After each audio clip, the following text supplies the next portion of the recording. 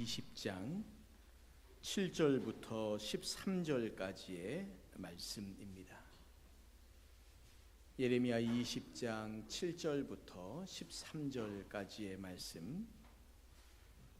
말씀을 한 절씩 교독하시겠습니다. 7절부터 13절까지의 말씀입니다. 여호와여 주께서 나를 권유하심으로 내가 그 권유를 받았사오며 주께서 나보다 강하사 이기셨으므로 내가 조롱거리가 되니 사람마다 종일토록 나를 조롱하나이다.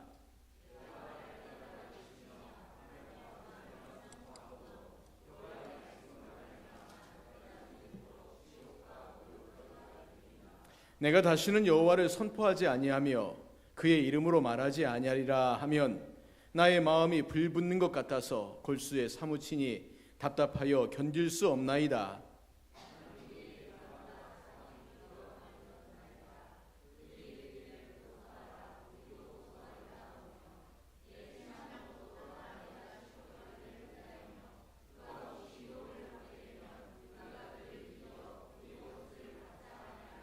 그러하오나 여호와는 두려운 용사 같으시며 나와 함께 하심으로 나를 박해하는 자들이 넘어지고 이기지 못할 것이오며 그들은 지혜롭게 행하지 못함으로 큰 치욕을 당하오리니 그 치욕은 길이 잊지 못할 것이니이다.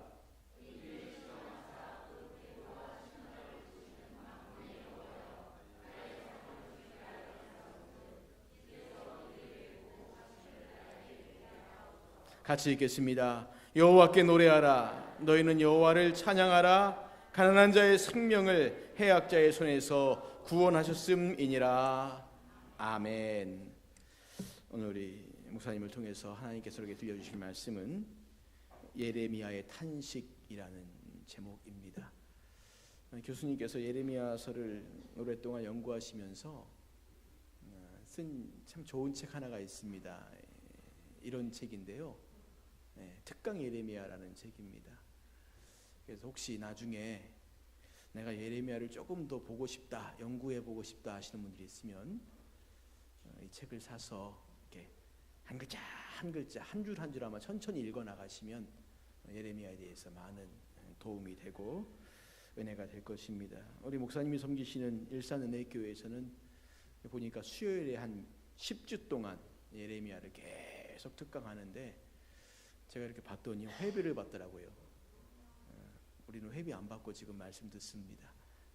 감사하고 우리 목사님 나오실 때 오늘도 우리에게 귀한 말씀, 생명의 말씀 전해주시기를 소망하면서 우리 목사님 박수로 환영하겠습니다.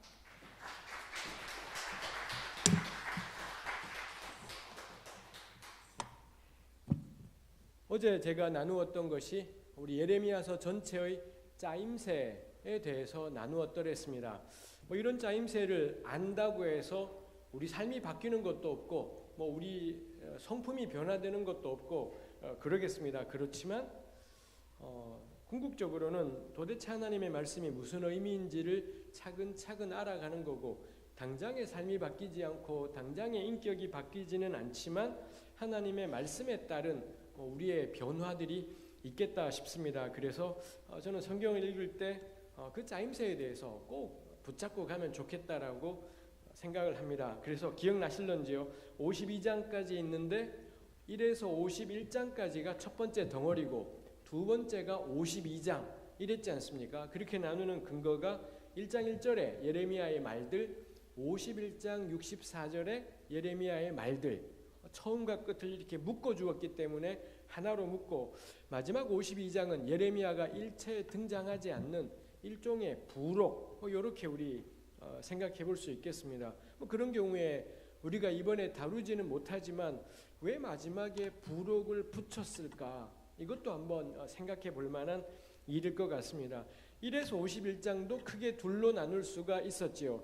1장부터 45장까지가 유다를 향한 말씀이라면 46장부터 51장은 이방을 향한 말씀, 열방 말씀 이런 식으로 우리가 나누어 생각해 볼 수가 있겠습니다. 이것도 짜임새 있죠. 하나님이 그 백성들을 향해 말씀하시는 것이 있고 이 이스라엘을 둘러싼 이방에 대해 말씀하시는 것이 있고, 이 두 덩어리로 나누어져서 하나님이 이스라엘만의 하나님이 아니라 온 세상의 하나님이시구나라는 것도 우리가 이런 본문들에서 짐작할 수가 있겠습니다. 1장부터 45장까지도 우리 또 나누어 볼 수가 있다 했습니다. 1장부터 25장까지가 첫 번째 덩어리고 26장부터 45장이 두 번째 덩어리고 이렇게 나눌 수 있다 했습니다. 그럴 때 왜 25장이 기준이 되느냐라는 게 25장이 보면 여호야김 4년에 하나님께서 그에게 말씀하셨다 이런 내용이 나왔고 45장도 역시 여호야김 4년에 하나님이 말씀하셨다 이런 내용들이 나오더라는 거죠. 우리 기억나실는지 모르지만 예레미야의 사역은 요시야 13년에 시작해서 그 다음 왕인 여호아하스는 애굽에 끌려갔고 그 다음에 여호야김이 10년 동안 다스렸고 그 다음 왕 여호야기는 바벨론에 끌려가고 마지막 임금 시드기야가 11년 다스렸고 결국 이 예레미야의 사역은 요시야, 여호야김, 시드기야 요 세 왕의 시대가 가장 굵직한 셈인 거고요. 근데 예레미야서를 보면 요시야 왕 때 예레미야가 했던 활동들은 거의 나오지 않습니다. 예레미야 3장 정도에만 요시야 왕이 언급이 되고 예레미야서의 거의 대부분은 여호야김 때 그의 활동, 시드기야 임금 때의 그의 활동 크게 두 덩어리가 예레미야서를 이루고 있습니다. 그래서 여호야김 때를 넘어서 시드기야 때까지도 예레미야가 활동을 했는데 심지어는 우리 내일 보겠습니다만 나라가 망한 다음에도 예레미야가 활동을 했는데 근데 이상하게도 예레미야서는 쭉 시간이 시드기야까지 가다가 25장에 다시 여호야김 4년으로 돌아오고 그 다음에 심지어는 시드기야 때 나라가 망하고 그 뒤의 일까지도 갔다가 다시 45장에 여호야김 4년으로 돌아가서 예레미야서 스스로가 여호야김 4년을 아주 특별한 해로 제시하고 있구나 이런 생각들을 해보게 되는 거죠. 그럼 여호야김 4년이 뭐가 그렇게 중요했다냐 모르겠습니다. 설명은 나와 있지는 않습니다. 근데 여호야김 4년에 일어났던 일이 예레미야 46장에 보면 애굽과 바벨론의 느부갓네살이 전쟁을 벌였던 해였었고 그 전쟁이 갈그미스라는 곳에서 있었고 이 전쟁에서 애굽이 지면서 이 유대, 이스라엘, 팔레스타인 전체가 바벨론의 영향권 하에 놓이게 되고 마침내는 바벨론에게 망하게 되고 그렇더라는 거죠.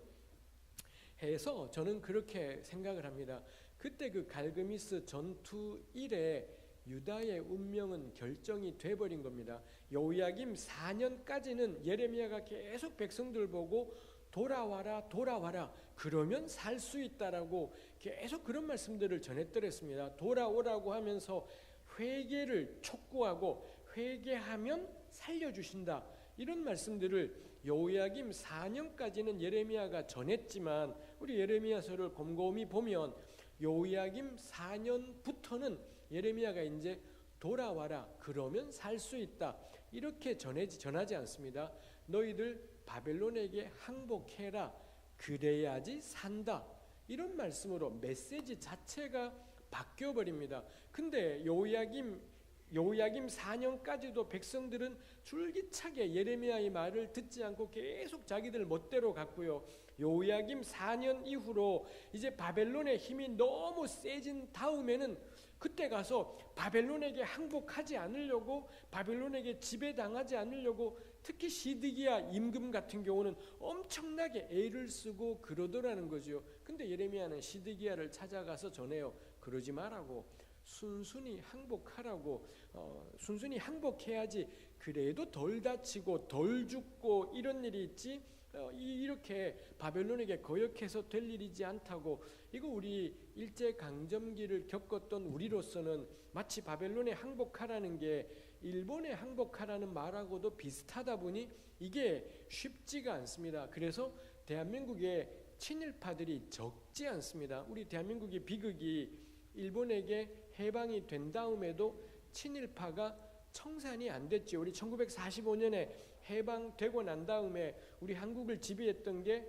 우리나라 정부가 아니라 미군정, 미국이 다스렸던 군정이 있었지 않습니까?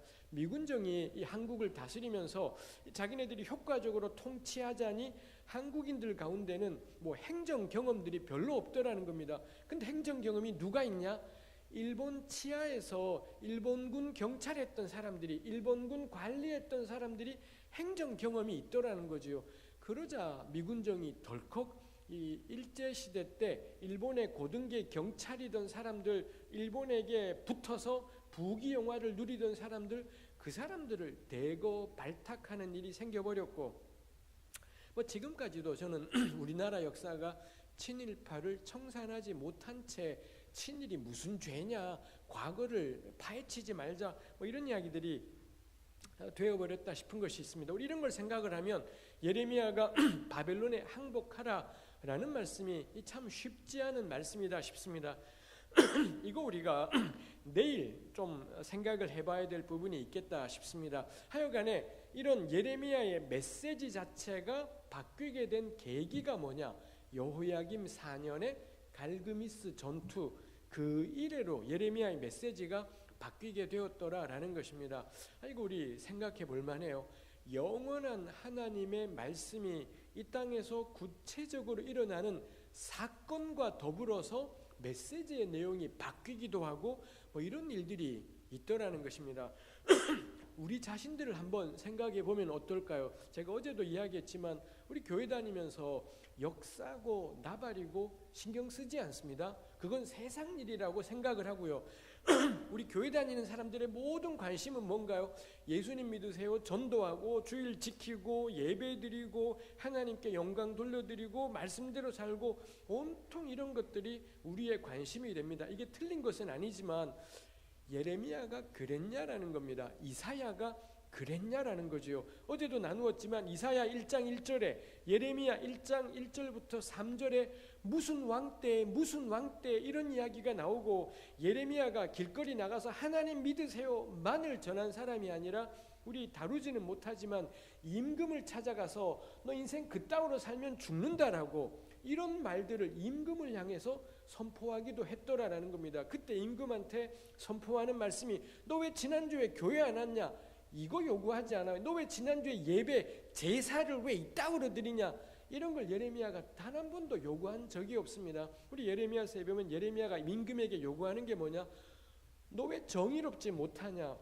너 왜 가난한 사람들을 그렇게 짓밟냐? 너 왜 그렇게 억울한 사람들의 피눈물을 왜 그렇게 모른 채 하느냐? 이런 것들을 예레미야가 임금한테 규탄하고 너 인생 그따위로 살지? 넌 죽었어. 뭐 이런 말씀들을 하더라라는 것입니다. 우리 교회 다니는 사람들이 그런 거 하십니까? 우리 교회 다니는 사람들이 우리나라 대통령이 가난한 사람들을 짓밟는다고 해서, 이 땅의 노동자들의 삶을 힘겹게 한다고 해서 임금을 향해 어느 교회 목사님이 당신 그딴 식으로 통치하지 마시라고, 왜 노동자들을 짓밟냐고, 왜 세월호 유가족들 이렇게 고통스럽게 하냐고 이거 막 규탄하고 그러는 목사님들을 우리가 찾기 어렵지 않습니까? 오로지 교회에서는 영혼 구원, 예수님 믿으세요, 오로지 이것만 이야기하는데, 구약 시대를 보니 예레미야는 그런 이야기만 하신 분이지는 않더라라는 점에서 전 우리가 오늘 전하는 말씀들이 너무 좁아졌다 싶어요. 옛날에 이사야는, 예레미야는 열방 전체를 다스리시는 하나님, 뭐 이런 마음들이 있었는데, 오늘날의 하나님은 내 마음밖에는 다스리는 게 없는 것 같아 보여요. 오로지 내 마음, 내 마음의 구주가 되시고 내 영혼의 구주가 되시고,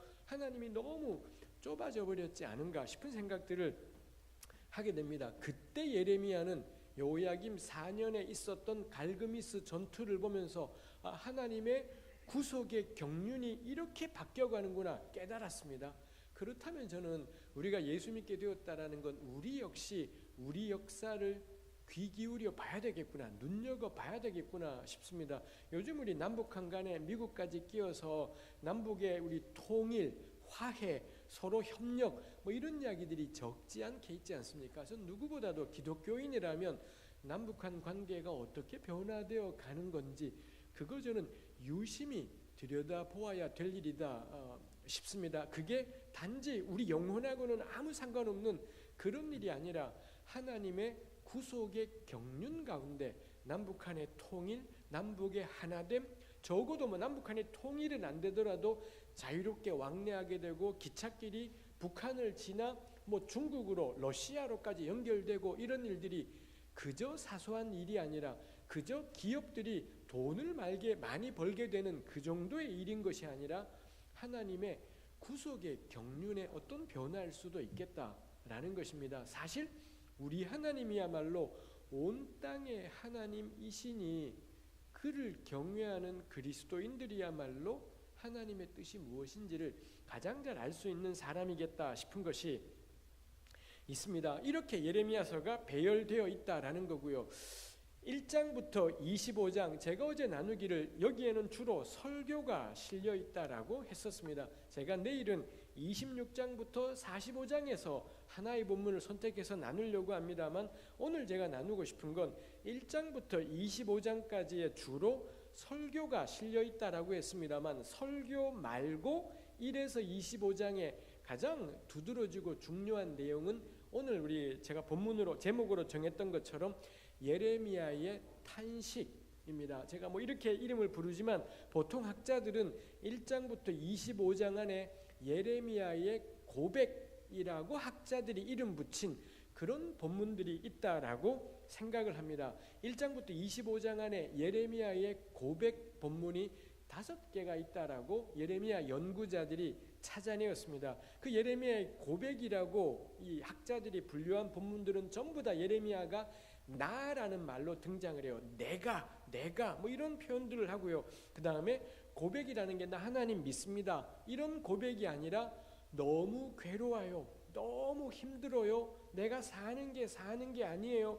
뭐 이런 이야기들, 자기 삶이 얼마나 힘겨운지에 대한 고백, 이런 내용들이 압도적입니다. 이렇게 내 삶이 너무 힘겨워요. 요게 있고요. 그 다음에 또 하나가 있는 게 하나님을 향한 원망이 있습니다. 하나님 저한테 왜 이러시는 겁니까? 내가 뭘 어쨌길래 하나님 왜 이렇게 저를 괴롭게 하시고 힘들게 하시는가요? 뭐 이런 내용들이 또 요 고백 본문들에 집중적으로 나오는 것을 볼 수가 있습니다. 우리 예레미야 1장 1절에 예레미야서 전체의 제목이 예레미야의 말들 이렇게 했었습니다만 정말 그 제목에 어울리게도 예레미야서에는 특히 26장부터 45장까지 보면 예레미야가 어떤 삶을 살았고 얼마나 괴로운 핍박들을 당하고 박해를 받았는지 뭐 그런 내용이 예레미야 26에서 45장에 굉장히 많이 나와 있습니다. 우리 교우들께서 이사야부터 말라기까지 읽으셨던 적이 있지 않습니까? 다른 예언자들은 예언자의 삶이 어땠는지가 잘 안 나와요. 이사야도 그렇고 말라기도 그렇고 이분들이 하나님께 받았던 말씀 이게 주로 나와 있습니다. 근데 이 모든 예언자 가운데 예레미야서에는 예레미야가 어떤 삶을 살았고 얼마나 괴로웠고 얼마나 힘들었는지 예레미야의 개인적인 인생 이야기가 적지 않은 분량이 26에서 45장에 나와 있어서 이 제목이 예레미야의 말들이라는 게 어울린다 싶은 겁니다. 예레미야서에는 하나님이 예레미야에게 전하라고 맡기셨던 말씀, 그래서 그런 말씀을 전할 때는 예레미야가 여호와께서 이르시되 이렇게 전하는 겁니다. 근데 이런 말씀들만 예레미야서에 있는 게 아니라 예레미야가 얼마나 힘들었는지 이런 내용도 잔뜩 있고요. 특히 1장부터 25장에는 말씀드린 것처럼 예레미야의 내면이 예레미야의 심정이 얼마나 고통스럽고 괴로웠는지 이런 것들을 학자들이 고백이란 이름으로 붙인 그 5개의 본문들을 통해 이야기하고 있더라라는 것입니다. 그 본문들이 5가지가 있는데 그거 뭐 오늘 우리가 다 할 수는 없습니다. 우리가 오늘 함께 읽은 예레미야 20장 7절부터 우리 13절까지 읽었지만 마지막 18절까지 예레미야 20장 7절부터 18절까지 이게 마지막 5번째 고백입니다. 그래서 우리 5번째 고백을 중심으로 차근차근 생각해 보면서 그 다음에 4번째 고백 본문도 조금 더 우리 자세하게 생각해 보려고 합니다. 그래서 오늘도 정말 하나님께서 우리 모두에게 저에게나 나누는 저에게나 들으시는 우리 교우들에게 은혜를 주시면 좋겠고요.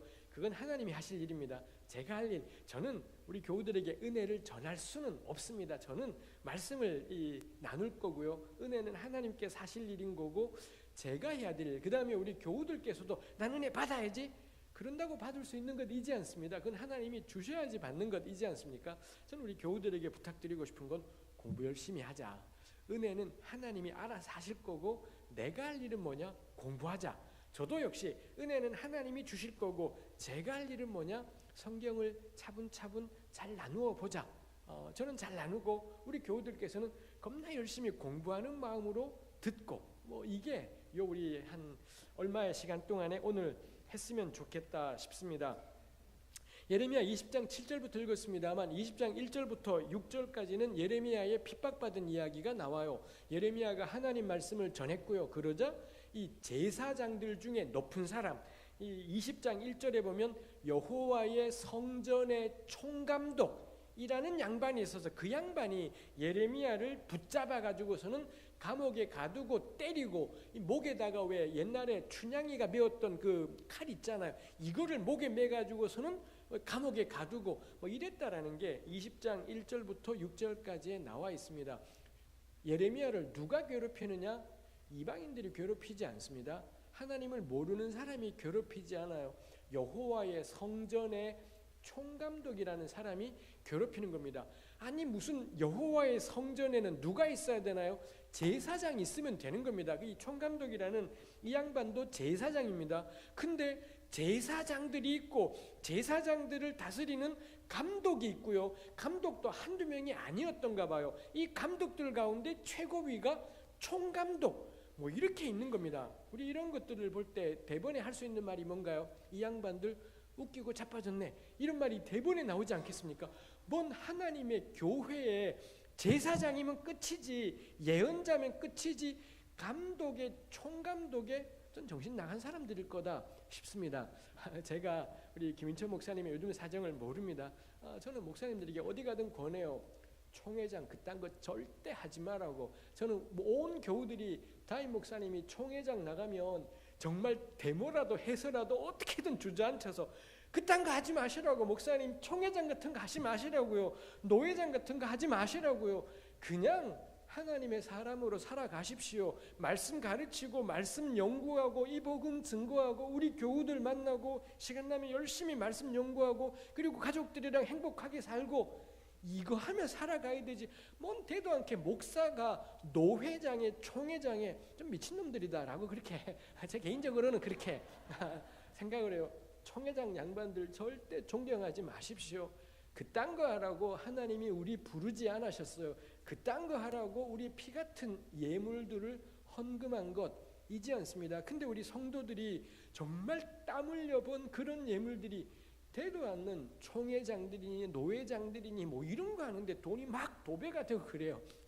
결사적으로 막아서 그딴 총회 활동하지 말도록 저는 그래야 된다 싶은 것이 있습니다. 제 생각에 그렇다라는 거지. 이게 진리냐? 그렇지 않아요. 제 생각에 그렇다라는 것입니다. 하여튼 이 성전의 총감독이라는 양반이 예레미야를 붙잡고는 감옥에 넣어요. 죄목이 뭐냐면 이 하나님 말씀을 전했다라는 것 때문에 그런 거죠. 왜 이렇게 예레미야를 괴롭히는 걸까요? 예레미야가 19장에 그가 전했던 말씀이 백성의 높은 사람들 데리고 가서는 이렇게 살다가 망한다라는 말을 전했다라는 겁니다. 이따구로 신앙생활하다간 교회고 성전이고 나발이고 다 망할 거라고 그렇게 예레미야가 선포했던 겁니다. 그러자 이 총감독이라는 양반이 예레미야를 때리는 거예요.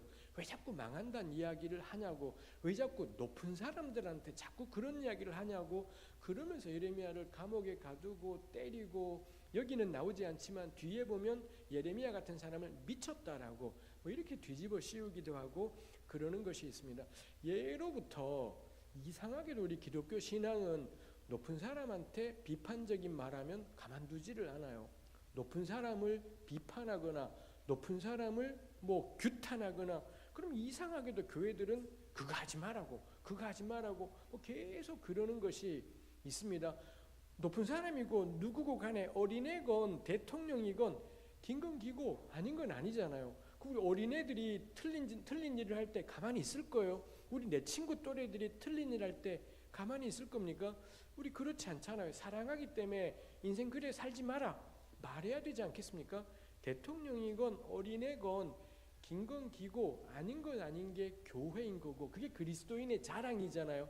근데 어느새 우리네 교회가 대통령한테는 높은 사람한테는 찍소리도 못하는 뭐 이런 안 좋은 일들이 있다 싶은 것이 있습니다. 그래서 예레미야가 감옥에 갇혔다가 풀려났고요. 그리고 7절부터 예레미야가 하나님을 향해 이런 고백들을 하는 것입니다. 여호와여 주께서 나를 권유하심으로 내가 그 권유를 받았습니다. 주께서 나보다 강하사 이기셨으므로 내가 조롱거리가 되었습니다. 이런 말씀들이 나와 있죠. 우리 개역 성경이 권유하다라고 번역한 게 있습니다. 우리 옛날 제가 고등부 때 예수 처음 믿을 때는 우리 교회에 국한문 혼용 성경을 보시는 분들이 많았더랬습니다. 국한문 혼용 성경, 그때 성경책은 세로로 되어 있었고 한자말들이 굉장히 많았고 사이사이에 한글 뭐 이랬더랬습니다. 이제는 뭐 국한문으로 된 한자가 들어가 있는 성경책은 거의 찾아볼 수도 없습니다만 문제는 뭐냐면 우리 한글 성경이 한자를 전제하고 번역을 했는데 한자를 안 쓰게 되면서 의미가 엉켜버리는 겁니다. 여기에 권유라는 단어가, 이 권유는 한자 말입니다. 우리 보통 왜 권유할 때 권자는 권할 권자에다가 타이를 유자입니다. 가령 친구에게 혹은 뭐 가족 누군가에게 오늘 우리 같이 교회 가지 않겠습니까? 이렇게 권유하는 거지요. 우리 같이 기도 좀 우리 꾸준히 정해놓고 하지 않겠습니까? 뭐 권유할 수 있겠지요. 그럴 때 우리 권유라는 말을 써요. 근데 여기에 있는 권유는 권할 권자는 맞는데 유자는 무슨 유자냐? 유혹할 유자입니다. 이게 한자로 써놓으면 누가 봐도 이게 유혹할 유자구나가 돼요. 근데 한글로 해버리니 권유라는 게 우리 일상적으로 누군가에게 무엇을 권유하다 할 때는 절대로 유혹할 유자를 쓰지 않습니다. 그러니 이게 엉켜버리는 것이 되었습니다. 히브리 말로는 여기 쓰인 동사는 권하다라는 뜻은 전혀 없고요. 그냥 꾀다, 우리 순 우리말이 유혹하다의 순 우리말이 꾀다, 꾀어내다 뭐 이런 말이 있잖아요. 살살 뭐 우리 글쎄요 사투리 비슷하게 살살 꼬시다 뭐 이런 말이 있지 않습니까? 딱 그 단어인 겁니다. 그 단어가 여기 쓰였는데 한자말로 번역을 하니 주님께서 나를 권유하셨다.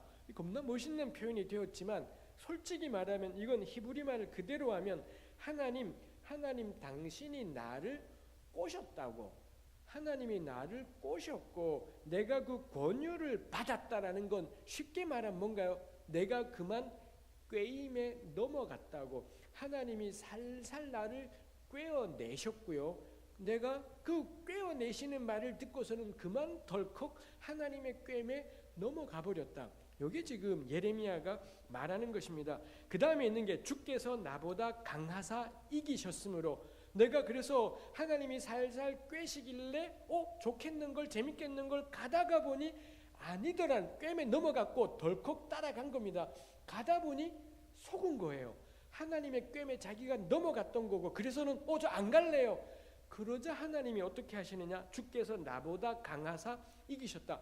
그때부터는 하나님이 강제로 나를 붙잡고 끌고 가버린 겁니다. 애시당초부터 강제로 왜 안 했을까 싶습니다만, 그래서 예레미야 연구자들이 20장 7절을 보면서 다 이게 무슨 상황이냐?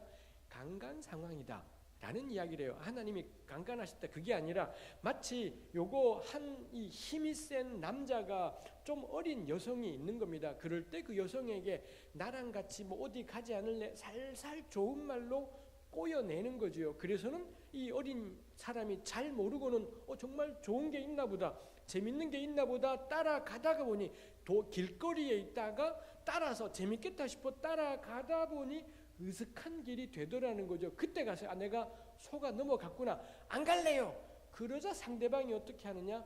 힘으로 눌러버리는 겁니다. 힘으로. 그때는 이제는 힘으로 강제해서 이기셨다. 이게 딱 성폭행 상황을 성폭행 상황에 가장 어울리는 단어라는 것입니다. 제가 이걸 보면서 놀라게 되는 게 이 하나님의 부르심을 이렇게 표현한다라는 게 놀라운 겁니다. 예레미야는 지금 하나님을 향해 그렇게 말하는 겁니다. 하나님, 당신이 나보고 주의 종이 되라고 부르셨고 하나님 말씀대로 살지 않겠느냐? 하나님의 말씀을 열방에 전하는 사역자가 되지 않겠느냐? 그 말씀대로 사는 게 얼마나 행복하고 그 말씀대로 사는 게 얼마나 좋고 뭐 이런 식으로 예레미야에게 말한 겁니다. 그래서 예레미야가 들을 때 야, 복음을 따라 사는 게 참 좋은 거구나. 하나님 말씀을 온 세상에 전한다라는 게 참 좋은 거구나. 그래서는 그래요 주님, 저는 능력 없지만 하나님 의지에서 갈래요. 갔는데 막상 가다 보니 깨달은 겁니다. 속았다. 하나님 나 속이셨다. 이거 하나도 재밌는 길이지도 않았고 하나도 행복한 길이지도 않았고 너무 힘든 길이었다는 거죠. 그때 가서 예레미야가 제가 속았어요. 저 안 할래요. 그러자 하나님이 어떻게 하시느냐? 강제로 예레미야를 붙잡아서는 계속 이런 사역을 하게 하셨더라. 그게 20장 7절 말씀의 의미입니다. 우리 교우들께서는 예수 믿고 따라오시다가 속았다 싶으셨던 적이 없었습니까? 복음을 영접하면, 예수님을 영접하면 구원받아요. 예수님 믿으면 복받아요. 예수님의 말씀대로 살면 하나님이 은혜를 베푸세요. 우리 분명히 그런 말 들었잖아요. 처음에 우리 긴가민가 하다가 그런 말씀 듣고, 그리고 우리 함께 찬양하다가 그 찬양 가운데 하나님을 예배하는 삶이 얼마나 좋은지 너무 은혜로웠잖아요. 그래서 막 결단, 주님, 전 주님 위해 살래요. 이랬던 적이 있지 않습니까? 그리고 지나고 난 다음에 정말 하나님이 그렇게 은혜를 베푸시던가 라는 거죠. 정말로 하나님을 예배하며 순종하며 살아가시는 삶이 행복하신가 라는 것입니다. 예레미야가 말하는 건 뭔가요? 속았다예요. 하나님 믿는 거 그렇지 않았다라는 거고, 하나님 말씀대로 살아가는 거 하나도 행복하지 않고 너무 고통스럽고 너무 괴로운 길이다라고, 그러면서 예레미야가 표현하기를 하나님 나를 꿰신 거고 내가 그만 꿰매 넘어갔고 뒤늦게 깨달았을 땐 강제로 해버리셨, 뭐 이렇게 표현하는 것이 있습니다. 제가 이 구절에서 배우게 되는 게 이분 정말 솔직해요. 우리 예수 믿으면서 이런 말 하면 혼날까봐 겁나잖아요. 안 그래도 우리가 하나님께 잘못한 게 많다 보니 말이라도 고운 말을 해야 되는데 말로 이런, 우리 흔히 이런 말들을 부정적인 말이라 그러지 않습니까? 괜히 부정적인 말했다가 그 말이 씨가 돼서 하나님께 혼날까봐 겁나서 우리 이런 말을 못하는 것이 있지 않습니까? 예레미야를 보면서 배우는 것입니다. 나도 그럼 예레미야처럼 하나님께 막말할래. 정말 그러다간 죽는 수가 있습니다. 이게 예레미야처럼 막말하자 이거를 말한다라기보다는 모르겠습니다. 저는 막말할 때도 있겠다 싶기도 해요. 적어도 예레미야는 하나님 앞에서 생짜로 믿으려고 하지 않습니다. 어거지로 믿으려고 하지 않습니다. 하나님을 향해 정말로 예레미야는 하나님 한 분 의지해서 그 믿음의 길을 걸어갔던 것입니다. 그러다 보니 예레미야는 하나님 당신 날 속이셨다라고 이런 이야기를 하는 것이 있습니다. 예레미야의 이 두 번째 고백이 15장 10절부터 21절에 있습니다. 거기에 보면 예레미야가 하나님을 가리켜서 이 말씀하시는 굉장히 강력한 이 표현이 있습니다. 15장 18절에 보면 나의 고통이 계속하며 상처가 중하여 낫지 아니함은 어찌 됨이니까 주께서는 내게 대하여 물이 말라서 속이는 시내 같으시리이까. 우리말은 시내 같으시리이까라고 의문문으로 만들었지만 그냥 당신은 내게 대하여 물이 말라 속이는 시내 같습니다. 뭐 이런 것입니다. 물이 말라서 속이는 시내가 뭔가요? 분명히 너무 목마른 길을, 너무 메마른 길을 걸어가다가 저기 보니 물이 있었어요. 시냇물이 줄줄 흐르고 있길래 저기 물이 있다 해서 너무 기뻐서 열심히 갔더니 가서 보니 물은 한 방울도 없더라라는 것입니다. 우리 이런 거 뭐지요? 사막을 걷다가 분명히 눈에 저기에 시내가 있구나, 저기에 물이 있구나, 오아시스가 있구나, 달려갔더니 아무것도 없습니다. 우리 이런 걸 뭐라 그러지요? 신기루이지 않습니까? 지금 예레미야가 16장에서 말하는, 15장에서 말하는 게 뭔가요? 하나님 당신은 신기루라는 것입니다. 분명히 내게로 오면 마실 물이 있다라고 분명히 말씀하셨는데 막상 하나님께로 갔더니 물이 한 방울도 없고 완전히 바짝 말라버린 하나님 당신은 속이는 시냇물이시라고 이렇게 이야기해요. 그래서 어떤 예레미야 연구자는 하나님을 향한 가장 성경에 나오는 가장 무엄한 말이라면 아마 이 15장 18절일 거다 뭐 이렇게 이야기를 하기도 하지요. 이 15장 18절도 그렇고 우리 20장 7절도 마찬가지입니다. 전 이게 우리로 하여금 나도 그래서 예레미야처럼 막 아무렇게나 말해보자 이걸 이야기한다라기보단 예레미야 이분은 정말 하나님 앞에 있구나 싶은 것입니다. 정말 이분은 자기와 함께 계시는 하나님을 정말 그 하나님 앞에서 살아가고 있는 겁니다. 그러니 이런 말들이 가능해요. 우리는 이런 말 지금까지 예수 믿으면서 거의 안 했지 않습니까? 왜 우리는 안 했지 생각을 할 때 전 우리가 믿음이 더 세서라기보단 사실 우린 겁나요. 사실 우리는 겁나고요. 늘 두려움에 쌓여 있고 사실은 하나님을 잘 신뢰하지를 못하는 겁니다. 그래서 말 한마디 때문에 복 달아날까 봐 말을 함부로 하지 못해요.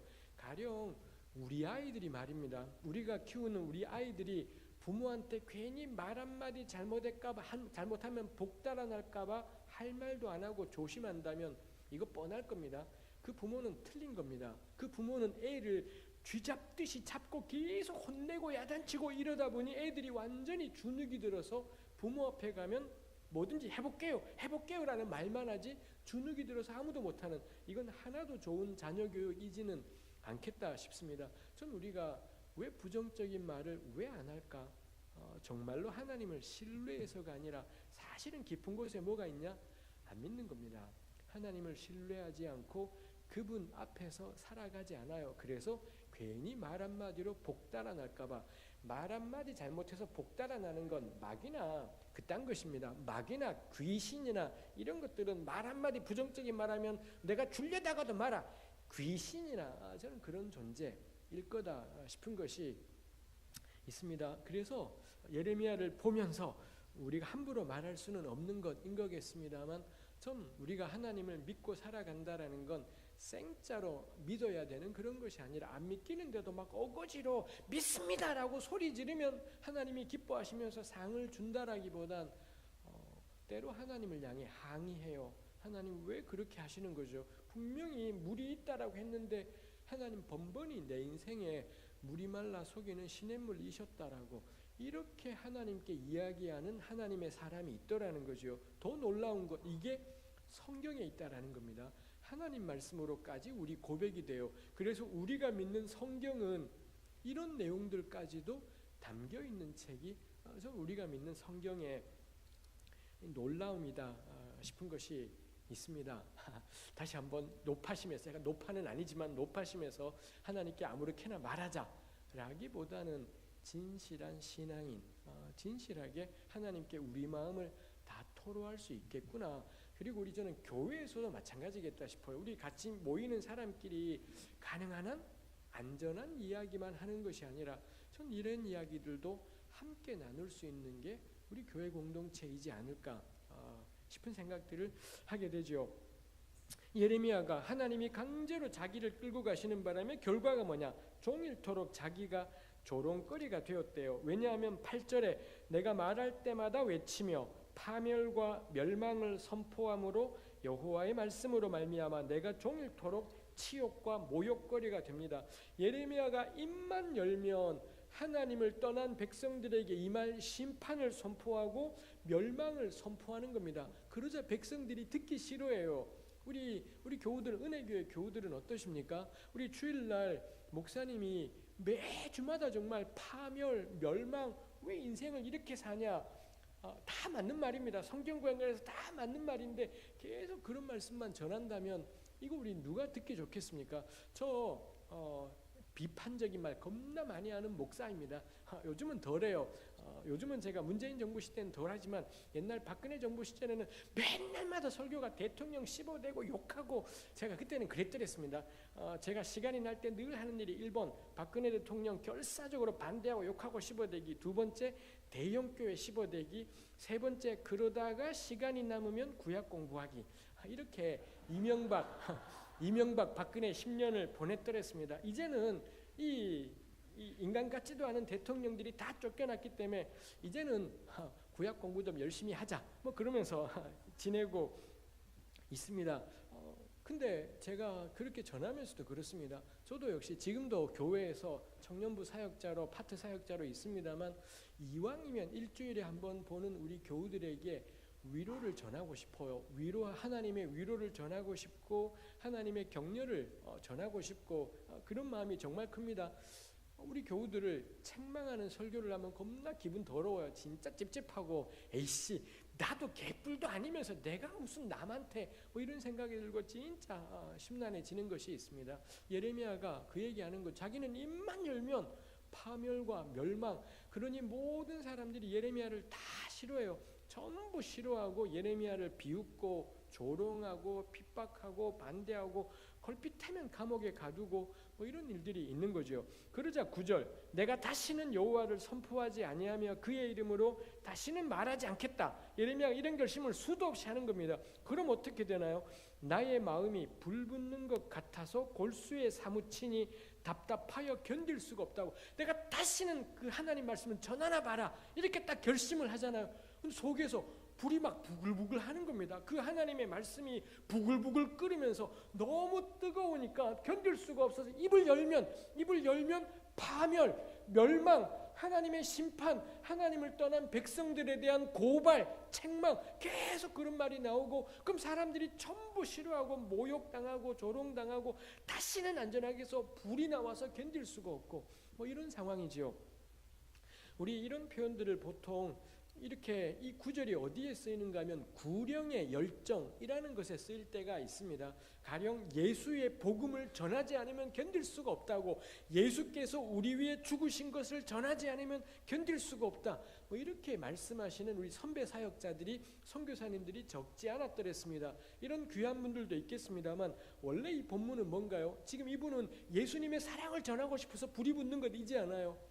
이 백성들이 어떻게 하나님을 떠났는지 고발하는 말씀들, 어떻게 이 백성들이 하나님을 믿는다면서 가난한 자를 짓밟으며 얼마나 부당하게 불의하게 사는지 이걸 책망하는 말씀, 이거를 안전하려고 하는데 속에 불이 붙어서 견딜 수 없어서 그럼 도저히 못 견뎌서 입을 열면 나오는 말이 가난한 자를 핍박한 이 왕을 향한 책망의 말씀, 이 부자가 가난한 자를 괴롭히는 것에 대해서 이 사회의 상류층들을 규탄하는 비판의 말씀, 이런 말들이 계속 이게 자기 속에 불이 되었다라는 이런 하나님의 사람이 존재하더라는 거죠. 이거 참 특이하죠.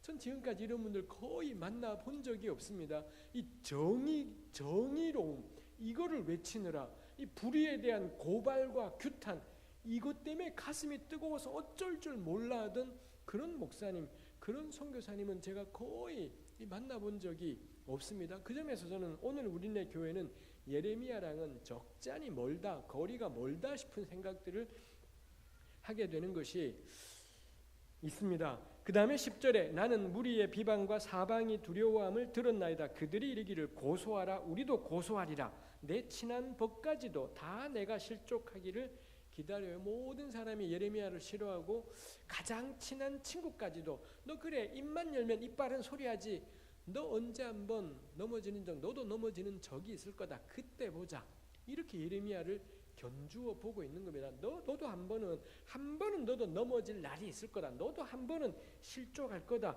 뭐 이렇게 노려보고 있는 사람들이 있더라라는 거죠. 이 예레미야가 놓여 있는 상황입니다. 11절 자세하게 다루지 않겠습니다. 오직 예레미야가 의지하는 게 하나님이에요. 하나님 당신 나와 함께 하시니 나를 지켜주십시오 인 거지요.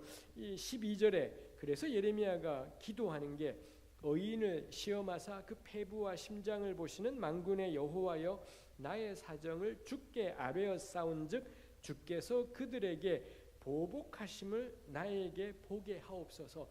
하나님, 날 괴롭히는 저 원수들에게 하나님께서 복수하시는 걸 제가 보게 해주세요. 이런 기도들을 하더라라는 것입니다. 즉 짧지만 이 기도는 원수를 하나님 박살내 주세요. 원수를 심판해 주세요. 뭐 이런 기도인 겁니다. 우리 예레미야의 고백의 네 번째 고백 본문이 18장 18절부터 23절까지가 예레미야의 네 번째 고백입니다. 예레미야 18장 18절에 보시면 그들이 말하기를 오라 우리가 꾀를 내어 예레미야를 치자. 제사장에게서 율법이, 지혜로운 자에게서 책략이, 선지자에게서 말씀이 끊어지지 아니할 것이니 오라 우리가 혀로 그를 치고 그의 어떤 말에도 주의하지 말자 하나이다. 여기 그들이 예레미야의 대적들인 겁니다. 당시에 임금으로부터 시작해서 귀족들, 높은 사람들이 있는 거고요. 전부 이 사람들이 예레미야를 박살내자. 제사장, 지혜로운 자, 선지자가 예레미야 말고도 이미 이런 사람들이 있는 겁니다. 이미 다른 제사장들은 예레미야처럼 안 말해요. 다른 선지자들은 예레미야처럼 안 말하는 겁니다. 예레미야만 유독 임금을 비판하고 제사장을 비판하고 백성 전체를 비판하니 우리 어떻게 하냐, 단결해서 예레미야를 박살내버리자. 저 사람 없어도 하나님 말씀 전할 사람은 얼마든지 있다. 뭐 이렇게 되는 거죠. 그러자 19절에 예레미야가 여호와여 나를 돌아보소서. 다만 예레미야가 할 수 있는 건 기도밖에는 없습니다. 그리고 20절에 나는 그들에게 유익한 일들을 했던 건데 근데 저들은 나를 악으로 갚으려고 한다 이지요. 그래서 21절에 예레미야가 하나님께 기도합니다. 우리 18장 21절을 보시면 그러하온즉 그들의 자녀를 기근에 내어주시며 그들을 칼의 세력에 넘기시며 그들의 아내들은 자녀를 잃고 과부가 되며 그 장정은 죽음을 당하며 그 청년은 전장에서 칼을 맞게 해 주십시오. 이렇게 기도해요. 굉장한 기도이지 않습니까? 하나님, 저 자식들이 날 저렇게 괴롭혀요. 하나님, 저 집 애들 다 고아가 되게, 저 집 애들이 다 굶어 죽게 해주시고요. 저 집 남자는 다 전쟁 가서 칼 맞아 죽게 해주시고요. 저 집 여자는 전부 과부가 되게 해주시고요. 뭐 이런 기도들을 하고 있는 것입니다. 그래서 이런 기도를 가리켜서 사람들이 저주의 기도라고 이름을 지어 붙였습니다. 요거 만만치 않습니다. 이렇게 하나님께 기도해도 되는 거냐? 라는 것이지요. 우리 예수님께서 명백히 말씀하셨지 않습니까? 나는 너희에게 이르노니 뭐 내 이웃을 사랑하고 원수를 미워하라 이렇게 말하는 사람이 있는데 나는 너희에게 이르노니 원수를 사랑하라. 이게 예수께서 하신 말씀이지 않습니까? 분명히 원수를 사랑하라 하셨는데 예레미야는 원수를 다 죽여달라고 하나님께 기도하고 있으니 아니 이게 되는 건가 싶은 거지요. 그래서 첫 번째 해결책이 이거는 구약 시대 때 예수 그리스도의 십자가의 복음을 모르던 시기 때에 이렇게 기도한 거야. 뭐 이렇게 그래서 예수님 말씀 원수를 사랑하라 이게 진리야 이렇게 생각하는 사람들이 있습니다. 문제는 이게 그럴듯도 하지만 문제는 아니 그러면은 그럼 우리가 예레미야서를 왜 읽나 싶은 거지요. 예수님 신약 성경 열심히 읽으면 될 일이지 예레미야를 우리가 읽을 필요가 이건 옛날 가르침이 돼버리니 이거는 읽을 필요가 없어지는 것이겠다 싶은 거고요. 그리고 우리가 예레미야보다 그럼 더 믿음이 깊다라는 거야. 더 사랑이 깊다라는 거야. 뭐 이런 생각도 들게 돼요. 또 문제는 이런 기도가 여기에만 있는 게 아니라 구약 전체 여기만 있으면 또 그럴 수도 있는데 시편에 여러 군데에 이런 저주의 기도가 있더라는 겁니다. 그 가운데 시편 109편 같은 데는 몇 한 10절가량에 걸쳐서 저주를 해요. 그야말로 원수의 집안에 씨를 말려달라고 막 그렇게 기도하는 내용이 나오더라는 거죠. 이런 저주의 기도가 적지가 않아요. 그렇다면 이거를 덜 떨어진 기도라고 보는 건 안 좋겠다 싶은 것입니다. 여전히 그렇게 보는 그리스도인들도 있습니다. 저는 이 저주의 기도는 충분히 의미 있는 기도이고 오늘 우리한테도 의미 있는 기도라고 생각을 합니다. 그래서 저주의 기도를 어떻게 이해해야 되는지에 대해서 세 가지 정도를 제가 이궁리 저궁리 막 잔머리를 굴렸던 것을 나누어 보려고 합니다. 1번 저주의 기도는 어디까지나 기도입니다. 예레미야는 저주를 하는 것이, 하나님 이 저주를 하는 것이, 너 다리가 가다가 다리 부러져서 죽어버려라, 이게 저주이지 않습니까? 너네 집은 평생 거지야 이 자식아, 이건 저주이지 않습니까? 예레미야는 저주하지 않고요, 하나님 저 자식 죽여주세요 라고 하나님께 기도하고 있더라라는 것입니다. 실제로 원수들은 어떻게 하나? 예레미야의 원수들은 뭐 하나요? 원수들은 걸핏하면 예레미야를 때려요. 걸핏하면 예레미야를 잡아서 감옥에 집어 넣어버리고요, 먹을 것을 주지 않기도 하고 물을 주지 않기도 하고, 우리 26장 이후에 보면 예레미야를 진흙 구덩이에다가 던져놓고선 굶어 죽이려고까지 하더라라는 겁니다. 원수들은 뭐 하나요? 끊임없이 때리고 괴롭히고 학대하고 짓밟아요. 예레미야는 번번이 한 번도 맞대려 보지를 못해요. 한 번도 대응하지를 못합니다. 다만 예레미야가 하는 건 뭔가요? 기도해요. 하나님 저 인간들을 죽여주세요. 하나님 저 인간들이 전쟁 나가서 칼 맞아 죽게 해주세요.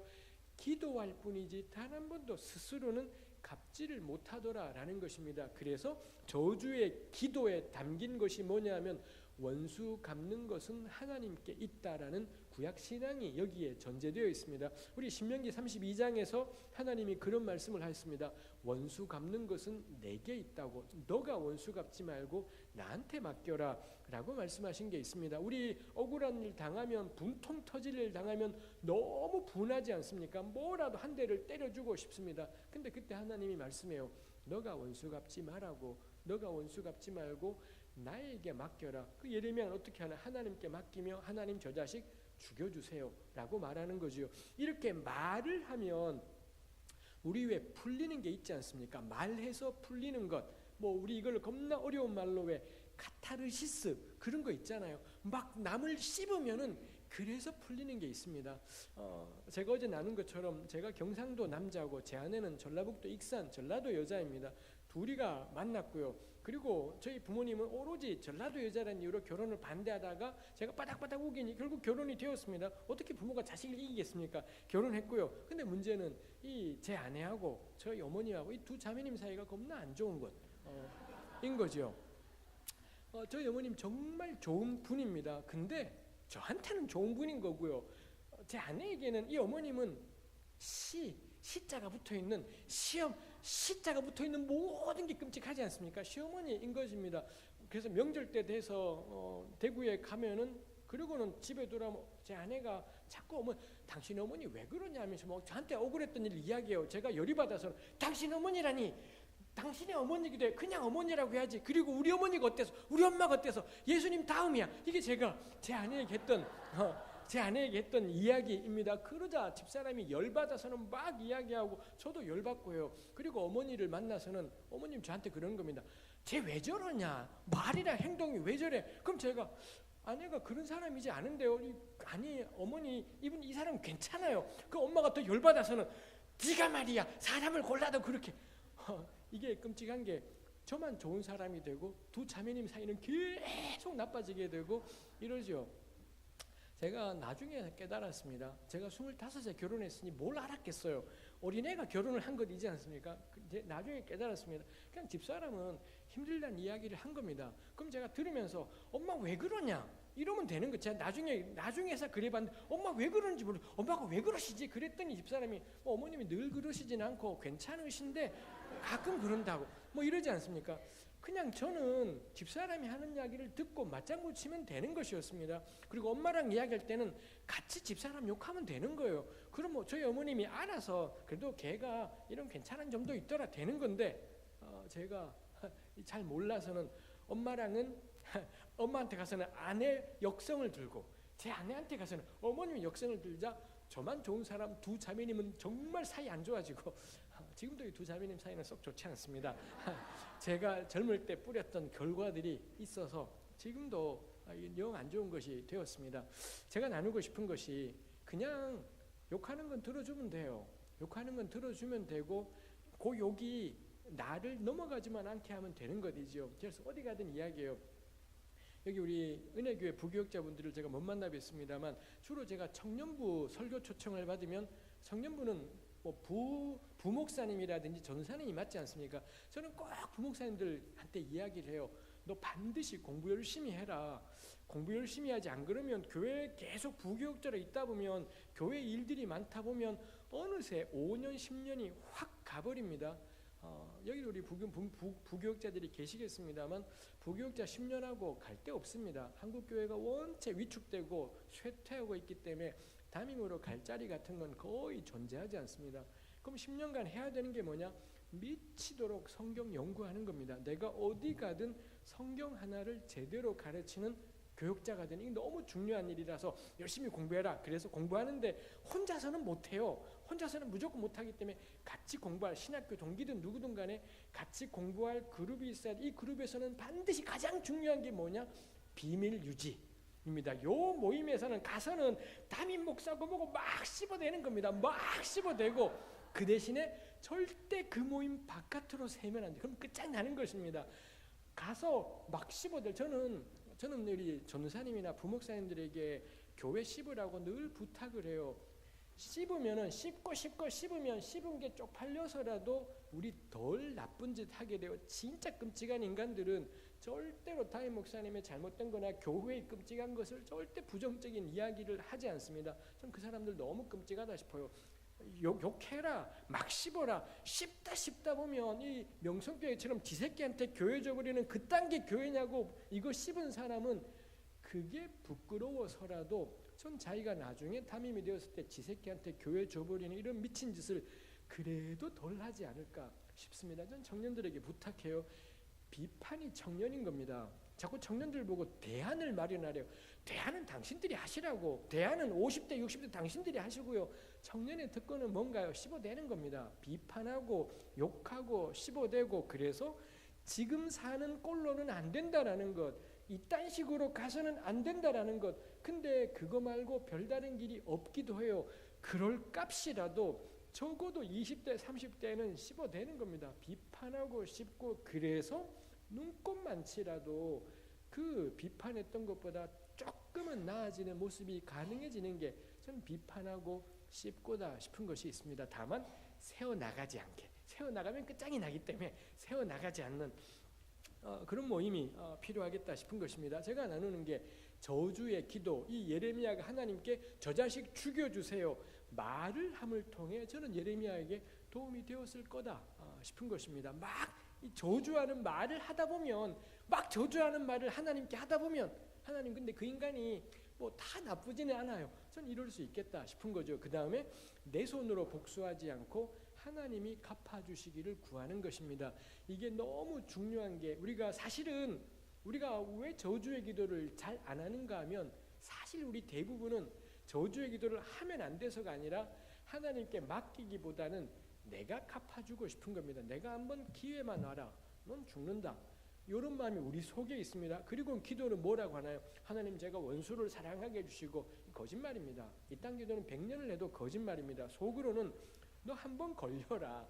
그럼 내가 잊지 않겠다. 다 쟁여두고 있는 거지요. 근데 기도는 하나님 뭐 서로에게 기도 부탁해요. 제가 원수를 사랑할 수 있도록 기도해 주세요. 가증을 떠는 이런 기도 부탁들을 하고 막 그러는 거죠. 그래서 기회가 오면 어떤 식으로든 갚아주려고 하는 것이 있습니다. 예레미야는 갚을 능력이 없었어요. 완전히 밑바닥의 사람이었으니 갚을 능력이 없었고요. 하나님께 맡기라이지요. 저에게 딸이 둘이 있습니다. 얘네들 연년생이고 이제 20대 중반으로 다 컸습니다. 얘네 늘 싸웠습니다. 늘 연년생 자매님들은 늘 싸웠고 어느 날 1년에 한 번, 10년에 한 번 언니가 동생이 이뻐 보일 때가 있잖아요. 그래서는 머리를 쓰다듬은 겁니다. 이렇게 한 겁니다. 근데 하필 그게 1년에 한 번 언니가 자기를 이뻐서 그랬다는 걸 동생이 어떻게 알겠어요? 그러니 동생이 화가 나서는 왜 때려? 하고는 언니 머리를 탁 건드리는 것이지요. 언니는 사랑으로 건드린 건데 근데 동생은 왜 때려 하면서 자기를 때리니 이제 언니가 열받는 거죠. 그래? 내가 때렸다 치자. 근데 너는 더 세게 때렸어. 또 때리는 겁니다. 그럼 동생이 또 때리는 거지요. 요거 제가 얘네들 클 때까지 한 몇십 년을 요거를 보면서 자랐습니다. 같이 살았습니다만 이런 경우에 뻔합니다. 결국 어떻게 끝나나요? 이거는 한 명이 울고 끝나는 거고요. 누가 우나요? 약자가 울어요. 둘 중에 약한 사람이 울게 돼요. 내 손으로 갚아주면 시원할 것 같지 않습니까? 내 손으로 우리를 괴롭혔던 이 나쁜 놈들 우리 힘으로 되갚아주면 겁나 시원하겠다 싶은데 문제는 뭔가요? 저쪽도 되갚을 거다라는 겁니다. 저쪽도 되갚을 거고요. 되갚을 거고 누가 이기나요? 센 놈이 이겨요. 아무리 강자들이 약자를 짓밟아도 약자들이 단결해서 강자 박살내잖아요. 속이 시원해요. 근데 강자들은 절대 가만히 있지 않습니다. 다시 또 때려요. 다시 또 결국 누가 지냐? 노동자가 져요. 약한 사람이 지고 힘없는 사람이 지고 돈 없는 사람이 지고 결국 그렇게 됩니다. 전 하나님이 너 원수를 네가 갚지 말고 나한테 맡겨라가 전 의미가 있다고 생각해요. 내가 갚으면 결국 못 이깁니다. 끝도 없는 폭력만 왔다 갔다 하게 되고 가난한 사람은 박살이 날 겁니다. 하나님이 말씀하시는 나한테 맡겨. 됐어. 내가 알아서 할게. 하나님이 원수를 갚아주실 때는 정말로 저는 하나님이 야무지게 우리의 원수를 갚아주신다 싶습니다. 저는 원수 갚는 걸 하나님께 맡기라는 게 그저 원수 사랑하라라는 원수 사랑한다라는 것의 의미가 그냥 그저 사랑한다라는 좀 그런 것이지는 않겠다 싶습니다. 사랑은 감정이지 않습니다. 가령 우리 여기 연애하시는 분들이 있을런지요. 우리 혹은 결혼하신 분들은 연애했던 적이 있지 않습니까? 지금은 아니더라도 옛날에 초기에는 연애했지 않습니까? 우리 그때 한 남자가 한 여자가 한 남자를 사랑할 때 명령해서 이게 사랑이 되나요? 넌 이제부터 이 형제님을 사랑해. 그럼 사랑이 되나요? 사랑은 절대 명령할 수 있는 게 아닙니다. 근데 성경은 신구약 성경 전체 걸핏하면 사랑하라라고 명령해요. 그렇다라는 건 뭔가요? 사랑은 감정이지 않은 겁니다. 감정은 명령할 수 없어요. 근데 사랑하라라고 명령한다? 아니 그럼 사랑은 감정이지 않구나. 그러고 보면 그 유명한 고린도전서 13장에 보면 사랑은 오래 참고 사랑은 온유하며 이 불의를 기뻐하지 않고 진리 나와 있지 않습니까? 거기에 단 하나도 감정은 없어요. 전 이게 참 그렇구나 싶습니다. 당연히 결혼하기 위해서는 감정이 불타지 않으면 결혼이 힘든 일이겠습니다만 우리 결혼하고 몇 년만 지나면 알게 돼요.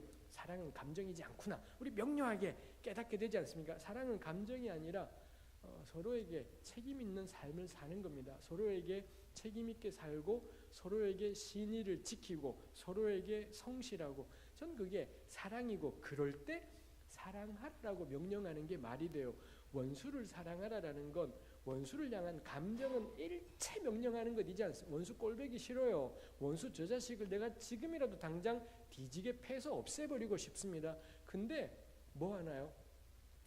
그 사람한테 좋은 것 줘요. 어떤 기회가 왔을 때 저 자식 진짜 나쁜 놈 나한테 나쁘게 했던 사람이지만 어떤 뭐가 생겼을 때 그냥 그 일 자체를 가지고 저 사람이 이 일에 적합하다면 진짜 내가 동의 안 되지만 그냥 그 사람에게 기회 주는 여전히 미워요. 여전히 꼴도 보기 싫습니다. 근데 나의 이것 때문에 그 사람에게 부당한 일이 돌아가게 하지 않는 것, 나의 이것 때문에 저 사람이 억울한 일을 그냥 줄 걸 주는 것, 우리 옛날에 미운 놈 떡 하나 주듯이 전 그렇게 하는 것, 그게 그거다 싶어요. 그럴 때 어떻게 되나요? 하나님이 갚아주신다라는 이건 성경의 약속입니다. 내가 갚아줄게. 너 분하지? 네가 때리면 제대로 못 때릴 걸 내가 때릴게. 이게 하나님이 원수 갚는 걸 나에게 맡겨라입니다. 전 예수 믿고 사는 것 이거 믿는 겁니다. 우리 억울했던 것 하나님이 반드시 갚아주신다라는 거. 그럴 때 원수의 머리 위에 숯불이 하나님의 진노의 숯불이 지글지글 타는 게 보이는 겁니다. 그러면 그 인간 불쌍해져요. 저 인간 하나님께 뒤지겠구나. 불쌍해져요. 그럼 어떻게 하나요? 떡 하나 줄 수 있게 됩니다. 과자 하나 그 사람한테 챙겨줄 수 있게 돼요. 근데 그의 머리에 타오르는 진노의 불길 이것도 없는데 막 떡을 준다? 이건 비굴인 겁니다. 이런 건 하나도 권장할 일이지 않아요. 비굴한 거고 비참한 거고 좀 참혹한 일이다 싶은 것이 있습니다. 그래서 저주의 기도의 첫 번째 의미가 이거는 어디까지나 저주로 하나님께 드려진 기도 카타르시스가 되기도 하고 자기 힘으로 갚지 않고 하나님의 능하신 손에 맡기는 것이기도 하고 그럴 때야 비로소 원수에게 떡 하나 주고 물 한 그릇 떠주는 것이 가능하겠다라는 것입니다. 전 이렇게 생각하자 예수님의 원수 사랑하라가 훨씬 납득이 되었습니다. 무조건 나쁜 놈들을 마음으로 사랑하는 이걸 하나님이 말씀하는 것이지 않더라라는 거지요. 그래서 저주의 기도의 두 번째 의미는 저주의 기도는 죄에 대한 대적이다. 뭐 이런 말로 저는 표현할 수 있겠다 싶습니다. 지금 예레미야가 저 사람 죽여주세요 할 때 저 사람들이 누군가요? 예레미야가 선포하는 하나님 말씀을 거역하는 사람인 겁니다. 하나님을 대적하고 그 말씀을 대적하는 사람들. 그래서 예레미야는 하나님 저들을 죽여주세요라는 건 하나님을 대적하는 세력을 심판해 주세요. 그래서 저주의 기도는 단지 사사로운 감정을 푸는 것이 아니라 죄에 대한 대적이다라는 것입니다. 이게 의미가 있는 게 우리 보통 그러잖아요. 예레미야는 하도 많이 핍박을 받다 보니 삶이 너무 쪼그라들었을 겁니다. 맨날 감옥 가고 그러니 얼마나 쪼그라들고 비참했겠습니까? 모든 사람이 자기를 조롱하고 친한 법까지도 그렇게 하니 얼마나 우리 그런 적 있지 않습니까? 모든 사람들에게 배척당하고 고립되었을 때 우리 얼마나 참혹한가요? 이런 경우에 대부분 사람들이 무슨 생각을 하게 되느냐? 내가 못나서 그렇다라고 생각하는 경우들이 있습니다. 내가 못나서 이런 꼴을 당하는구나. 내가 잘났더라면 날 이렇게 했겠어. 뭐 이런 생각을 해요. 결국 자기 탓을 자꾸 하는 것이 있더라는 겁니다. 근데 예레미야는 어떻게 하나요? 이런 상황이 되었을 때 내가 못나서 그래요. 내가 아직도 하나님과 해결하지 않은 죄가 있는 걸까요? 뭐 이런 식의 생각들을 하지 않습니다. 예레미야 뭐라 기도하나? 하나님 저 자식 죽여주세요. 저 자식들 때문이에요. 자기 바깥에 존재하는 악의 세력에 대해서 명확하게 인식을 하고 규탄하는 하나님. 그래서 저 하나님을 거역하는 저들을 심판해 달라라고 이렇게 기도하더라라는 것입니다. 제가 방금 이야기했습니다만 늘 약한 사람들은 자기 탓을 하게 됩니다. 뭐 공부를 좀 못했든지 좀 가난하거나 그래서 세상에서 우리 가난하고 뭐 이러면은 무시당하지 않습니까? 그렇게 되면은 이 가난하고 이렇게 무시당하는 사람들은 자기들이 못나서 무시당한다고요. 절대 그렇지 않습니다. 가난하다는 이유로 사람 무시하는 그놈들이 나쁜 놈들인 겁니다. 잘 공부를 열심히 안 했다는 이유로 임금을 떼먹고 억압하고 차별하는 그 자식들이 그런 뭐 학벌이니 뭐니 이런 것들을 기준으로 삼아서 노동자들을 괴롭히는 이놈들이 나쁜 놈들인 겁니다. 근데 이 막상 그런 억울한 일을 당한 사람은 내가 못나서 그렇다고 내가 전부 자기 안에서 자꾸 원인을 발견하려고 하는 것이 있습니다. 우리 기억나실런지요? 우리 몇 년 전에 왜 최근에도 그런 사건이 있었지만 새 모녀가 살다가 도무지 살 길이 열리지가 않았고 그래서는 도저히 못 살겠다 해서 한 달치 월세를 남겨놓고 새 모녀가 목숨을 스스로 끊은 그런 일이 있지 않습니까? 거기에 편지에 쓰였던 내용이 우리가 참 못나고 부족해서 이렇게 폐를 끼치며 살았다고 뭐 이렇게 쓴 것입니다. 제가 그거 보고 너무 분하고 원통했습니다. 당신들이 뭐가 못나서 이놈의 국가가 우리 영화 보신 적 있습니까? 영화 볼 때 적지 않은 돈이 우리 국가의 세금으로 냅니다. 저는 차를 몰고 왔습니다. 제가 기름을 넣을 때마다 그 기름의 적지 않은 분량을 세금으로 국가가 거두어 갑니다. 국가가 왜 존재하는데요? 이 사람들 살게 하라고, 이 사람들 복지 제대로 갖추고 가난 때문에 죽는 사람이 없게 하고 가난 때문에 억울한 사람 없게 하고 그러라고 전 국민이 세금을 내잖아요. 여기 우리 삼성이 바로 곁에 있습니다. 삼성의 이재용 씨가 영화 볼 때 그 영화값에 드는 세금이나 가난한 제가 영화 볼 때 드는 세금이나 똑같은 세금을 내요. 이게 말이 돼요? 제가 영화 볼 때 막 몇천 원 세금 내면 이재용은 몇천만 원 내는 게 맞지 않겠습니까? 근데 똑같은 세금을 내요.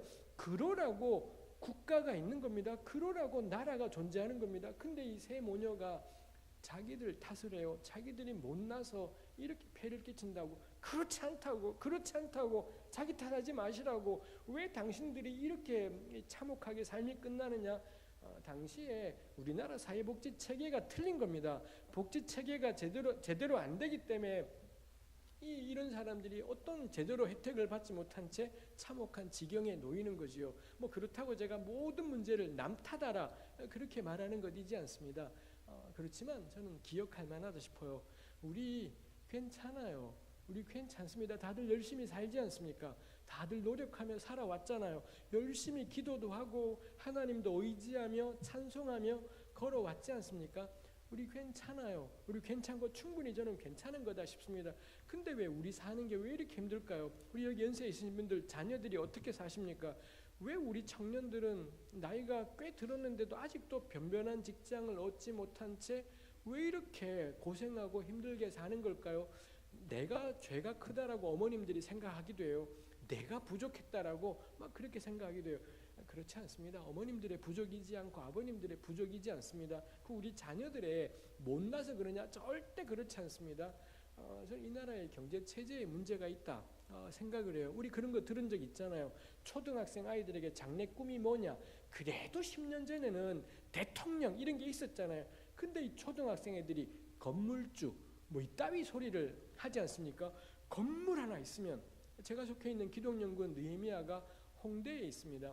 홍대가 그런 동네 10년 전만 해도 15년 전만 해도 홍대가 그런 정도이진 않았습니다. 근데 거기에 젊은 뮤지션들이 이 인디 음악 하는 사람들이 거기에다가 들어오면서 이런 이 좋은 음악 하는 곳들이 생기고 그 다음에 개념 있는 카페들이 생기자 젊은 사람들이 쭉쭉 몰려오고 그러다 보니 이게 더 번성하게 되고 그러자 어떻게 되나요? 2년 지나자 건물주가 월세를 그 전까지는 뭐 보증금 얼마에 월세를 100 받던 걸 갑자기 2년 뒤에는 월세를 1000을 내라 뭐 이런 식으로 요구를 하는 겁니다. 그걸 누가 감당해요? 그거 나갈 수밖에 없고 거기 홍대의 중심 정말 홍대 바로 앞 거기에 있다가 좀 떨어진 상수동으로 서교동으로 망원동 연남동으로 쭉쭉 넓어가서 거기다가 또 개념 있는 카페 만들면 사람 들어오고 그래서 홍대 바닥이 굉장히 넓어졌습니다. 근데 홍대가 이렇게 번창하게 된 가장 중요한 까닭은 뭔가요? 그 뮤지션들하고 개념 있는 카페를 만들었던 이 사람들의 아이디어입니다. 돈은 누가 벌었습니까? 건물주 들입니다. 건물주들이 한 게 뭔가요? 디비 자는 겁니다. 맨날 디비 자고 술 퍼마시고 놀고 상관없습니다. 2년 지나면 월세를 왕창 올려요. 그럼 그 사람들 나갈 겁니다. 하나도 문제되지 않습니다. 그 자리에 뭐가 들어오냐? 아주 큰 뭐 브랜드 가게들이 들어오면서 얼마든지 그 돈 내면서 들어오더라는 거죠. 재주는 청년들이 부리고요. 돈은 누가 버나요? 건물주가 벌어요. 이건 안 돼요. 이게 무슨 이런 세상에서 누가 창의적인 공부를 하겠어요? 누가 재능을 다해서 하겠어요? 다 때려치우고 어떻게든 돈을 끌어모아서 아파트 한 채 더 사두어서 그거 올라가면 아마 수원에도 그런 사람들 적지 않을 겁니다. 아파트 한 채 더 사두었더니 왕창 올랐더라. 하나님 감사해요.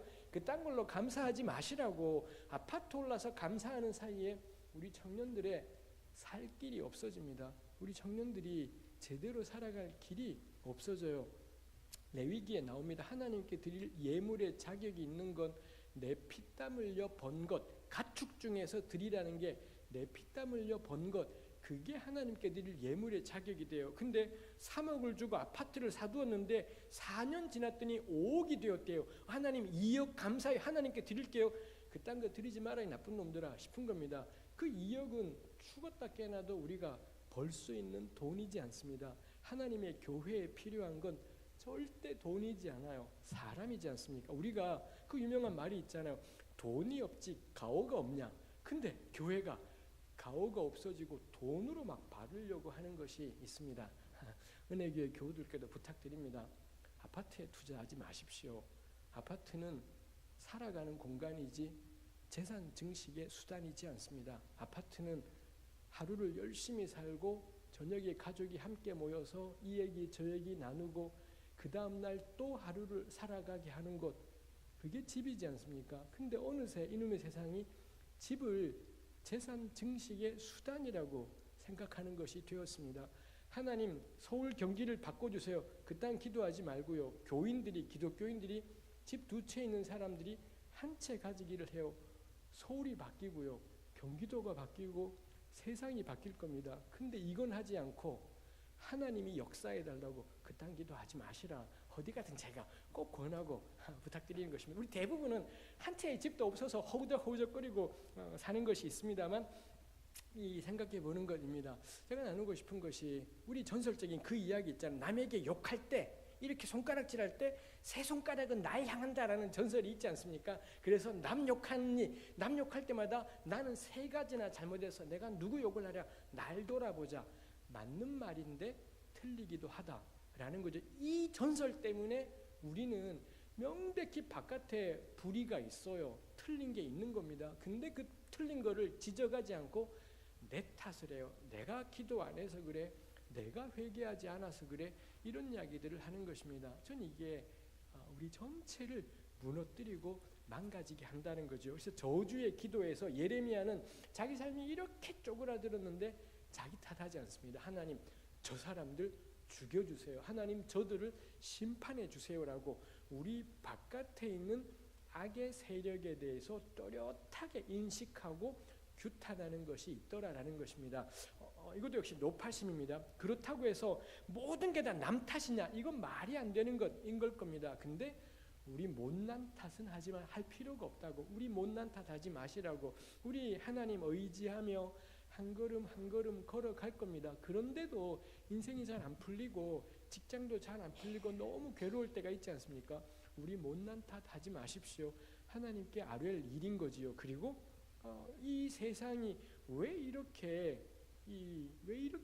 직장이 어려워져 버린 건지, 왜 이렇게 그냥 노동자로 평생을 살아가면 좋은데 왜 이렇게 노동자로 살아가는 게 삶이 팍팍해져 버린 것이 내 문제인 거냐? 저는 그렇지 않겠다라는 겁니다. 그래서 우리 사회 전체가 어떻게 굴러가는지를 궁리하고 생각해 보는 것, 전 그것도 역시 우리 그리스도인들에게 너무 중요한 것이겠다 싶은 것이 있습니다. 전 그래서 제가 속한 교회 우리 청년들에게 꼭 당부해요.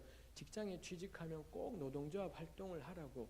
노동조합 활동이라는 게 단지 내 월급 문제가 아니라 내 사는 삶이 나만의 삶이 아니라 세상 전체와 연관된 삶인 거기 때문에 전 그게 꼭 필요한 일이겠다 싶은 것이 있습니다. 안 그러면은 우리 맨날 나 탓할, 내 문제야. 그래서는 미치도록 그럼 내가 실력을 더 갖춰. 경쟁에서 이겨야 돼. 경쟁에서 이긴 사람들은 꼭 고백을 해요. 하나님 덕분에 이겼다고. 아니 뭔 하나님이 맨날 이긴 사람만 편드는, 그건 하나님이 리가 없어요. 전 그런 하나님은 너무 미치도록 죽을 때까지 경쟁하고. 근데 성경은 그래 안 돼 있잖아요. 사자와 어린 양이 함께 뛰어노는 세상. 우리 교회가 기껏 기도를 합시고 하는 게 하나님 우리 아이가 사자가 되어서 섬기게 해주세요. 이 땅을 기도라고 하지 않습니까? 그리고 내가 평생에 주님 위에 순종했더니 하나님이 우리 아이를 사자가 되게 해주셨어요. 이 땅을 간증이라고 교회에서 간증을 해요. 그 땅 간증하지 마시라고. 그냥 사자는 사자로 살고요. 양은 양으로 살아요. 늑대는 늑대대로 살고요. 염소는 염소대로 살아요. 근데 사자가 양을 잡아먹지 않고 늑대가 염소를 잡아먹지 않고 함께 살아가요. 어린애가 독사굴에 손 놓는다. 독사도 있잖아요. 뱀이 다 독이 없어지는 게 천국이 아니라 독사도 있습니다. 근데 어린애가 손 놓는데도 물지 않아요. 전부 독사될 필요 없고 전부 사자될 필요 없고 그냥 그 모습 그대로 함께 살아갈 수 있는 세상, 그게 교회가 세상을 향해 전하고 싶은 거잖아요. 근데 기껏 순종해서는 지 새끼 사자 되었다라고 간증을 해요. 지 새끼 서울대 갔다고, 지 새끼 삼성에 갔다고. 이게 오매불망 감사고 찬송이고 그래요. 그럼 삼성 못 간 자녀들은 어떻게 해요? 그러면은 그 연봉 잘 주는 직장 못 간 자녀들은 그럼 뭐가 되는 것입니까? 그런 건 간증하지 마십시오. 가족 안에서는 정말 감사할 일일 겁니다. 공동체 앞에 그런 간증하지 마십시오. 우리가 진짜 해야 될 간증은 뭔가요? 우리 애가 말씀대로 걸어가요. 비정규직 노동자로 살아가면서도 우리 애가 예수 그리스도의 복음을 따라 살아가네요. 직장에서건 교회에서건 어디에서건 하나님의 사람으로 살아가네요. 그게 교회가 나눌 간증이지. 자기 새끼가 이번에 승진했어요. 우리 남편이 이번에 부장이 되었어요. 그딴 거 간증하지 마시라고. 우리 교회 압도적인 숫자는 부장이 못된 집이 훨씬 많고요. 삼성에 못 들어간 집이 훨씬 많지 않습니까? 그럼 그 간증하지 마시라고. 하나님의 사람으로 어디서든 걸어가기, 어떤 일을 하건 하나님의 사람으로 걸어가기 이겠다 싶습니다. 전 그 점에서 청년들에게 꼭 권해요. 노동조합 활동하십시오. 그래서는 내 삶이 내 삶으로 끝나는 것이 아니라 우리 사회 전체 안에서 함께 걸어가기, 전 참 중요한 일이겠다 싶은 것이 있습니다. 이 저주의 기도의 세 번째가 있습니다. 하나님은 예레미야의 기도를 들으십니다. 우리 다시 20장으로 돌아와 보겠습니다. 그래서 20장 12절에 하나님 보복하심을 보게 해주십시오 그러더니 13절에 여호와께 노래하라 너희는 여호와를 찬양하라 가난한 자의 생명을 행악자의 손에서 구원하셨다. 이런 고백이 13절에 있다라는 건 예레미야는 스스로를 가난한 자라고 생각하는 것이지 않습니까? 저주의 기도의 세 번째 의미는 뭐냐? 하나님은 가난한 자의 생명을 건지시는 분이다 인 거고요. 이런 저주의 기도가 살벌하게 나와 있는 게 시편 109편입니다. 109편이 아니라 106편일 것 같군요. 시편 106편입니다. 불확실하군요. 109편이 맞았습니다. 109편입니다. 109편 가장 마지막 절 109편 31절에 보면 그는 하나님입니다. 하나님이 궁핍한 자의 오른쪽에 서신다. 하나님은 어떤 분이신가요? 가난한 자의 오른쪽에 서시는 분. 그게 109편의 마지막 결론입니다. 우리 하나님은 어디에 계시냐? 그 하나님을 향해 자기 힘으로는 하나도 원수에게 갚아줄 힘이 없는 이 가난한 자들이 오직 하나님 의지하며 기도할. 여기 가난은 단지 돈이 없는 가난이 아니라 하나님 말고는 비빌 언덕이 없는 사람인 거죠. 그래서 하나님께 아뢰면서 도우심을 구할 때 하나님은 어디에 계시냐? 대도 않게 중립, 그딴 거 지키지 않아요. 중립을 지키는 것이 아니라 가난한 자의 오른쪽에 서시는 하나님. 하나님은 딱 그분을 이런 말로 표현하시더라라는 거고, 예레미야 20장에서도 역시 하나님께서 가난한 자를 구원하셨다 이런 표현이 있지 않습니까? 하나님이 가난한 자의 오른편에 계시구나. 그럼 우리 깨닫게 돼요. 교회는 어디에 있어야 되겠습니까? 하나님이 계신 그곳에. 대도 않게 중립을 지키는 교회가 되는 것이 아니라 가난한 자의 오른편에 선 교회. 그래서 저주의 기도를 볼 때마다 우리는 가난한 자의 오른편에 서 있는지, 하나님이 서 계신 그곳에 나는 서 있는지, 우리 교회는 서 있는지를 늘 돌아보게 되는 것이 전 저주의 기도의 세 번째 의미이겠다 싶습니다. 이렇게 기도했던 예레미야가 13절에 우리 본 것처럼 하나님을 찬양했습니다. 여호와를 찬양하라. 우리 13절까지 읽었지만 여기서 끝나야 딱이에요. 근데 예레미야의 다섯 번째 고백은 여기서 끝나지 않습니다. 14절 내 생일이 저주를 받았다면, 나의 어머니가 나를 낳던 날이 복이 없었다면, 그리고 뭐라 17절 이는 그가 나를 태에서, 여기 그는 하나님입니다. 하나님이 나를 태에서 죽이지 않으셨고 나의 어머니를 내 무덤이 되지 않게 하셨고 그의 배가 부른 채로 항상 잊지 않게 하신 까닭이로다. 말이 어렵지만 어머니 뱃속에서 죽었어야 된다라는 겁니다. 엄마 태에서 하나님이 날 죽여버렸어야 되는데, 그래서 그 내 생일이 되는 그 날이 내가 죽는 날이 되었으면 정말 좋았을 텐데, 근데 그만 태어난 겁니다.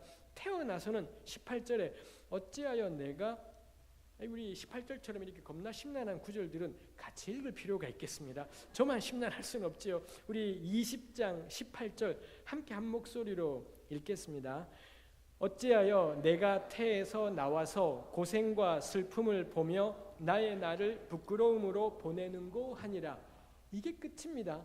우리 이거 겁나 찝찝하잖아요. 아까 제가 말했잖아요. 모여서 교회를 씹다가도, 세상을 씹다가도 마지막에는 그래 우리라도 말씀대로 살자, 우리라도 하나님 신뢰하며 살자, 이렇게 끝맺어야지 뒷마무리가 괜찮잖아요. 막 욕하고 그냥 가면 굉장히 찝찝하고 막 기분이 더럽고 그렇지 않습니까? 아무리 심한 말을 하더라도 마지막은 은혜롭게 이래야 되는데 13절로 끝냈어야 돼요.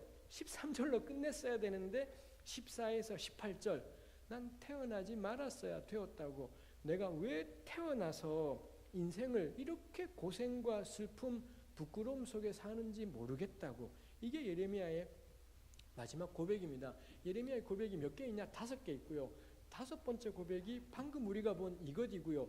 13절로 끝낼 수가 있는데 14에서 18절 이게 끝입니다. 더 이상 예레미야의 고백은 뒤에 나오지 않습니다. 이게 끝입니다. 결국 예레미야는 이 괴로움, 내가 왜 그때 죽었어야 되는, 안 태어났어야 되는데 내가 왜 태어나서 이렇게 고생하며 사는 거지, 이러면서 예레미야는 이 십자가의 길을 끝까지 걸어갔더라라는 겁니다. 기쁨 속에 찬양과 감사 속에 걸어갔던 순간도 있겠지만 이 고백 18절이 보여주는 것처럼 나 왜 이렇게 사는지 모르겠다고 예레미야를 진짜 힘들게 했던 건 뭔가요? 고생도 고생인데 왜 고생하는지를 모르겠다라는 겁니다. 우리 왜 그렇잖아요. 힘들어도 힘든 이유가 있고 내가 지금 이렇게 힘들지만 그 다음에 뭐 좋은 날 의미가 깨달아지면 그 힘든 걸 견딜 수 있지 않습니까? 예레미야의 진짜 심란한 건 고생은 고생대로 엄청 하는데 왜 이렇게 사는지를 모르겠다라는, 난 왜 인생이 이거지?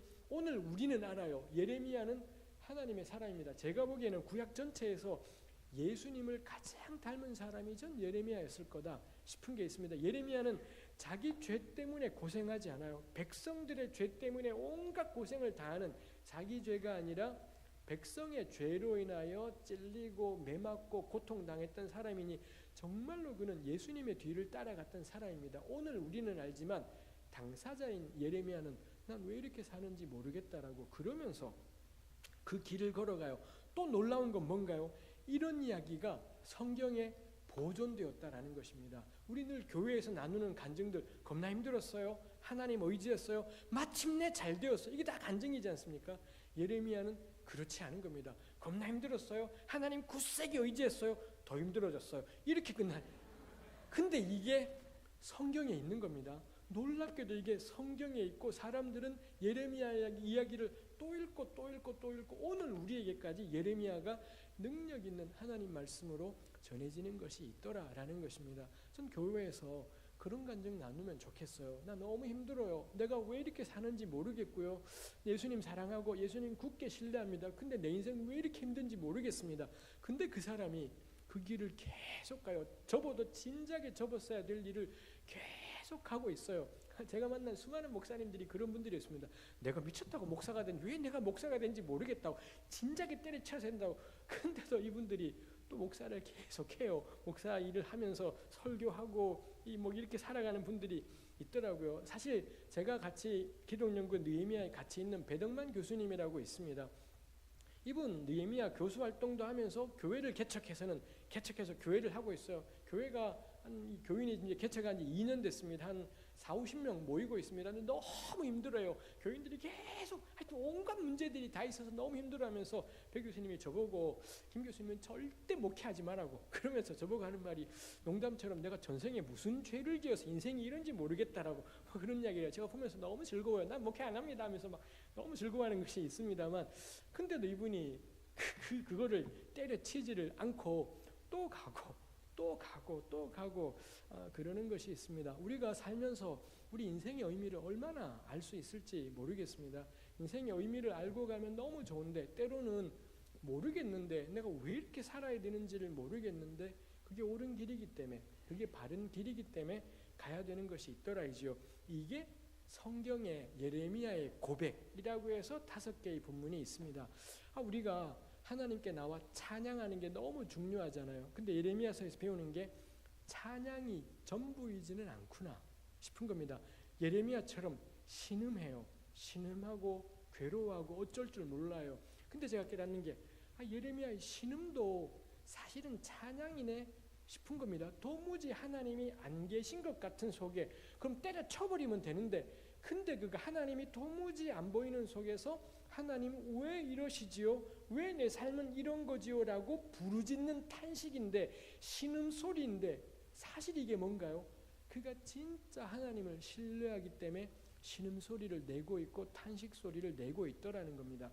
하나님이 함께 하심을 깨달을 때 우리가 고백하는 게 찬양이라면 경배라면 하나님이 도무지 계신 것 같지 않은 현실 속에 하나님을 찬양하는 방법이 뭐냐?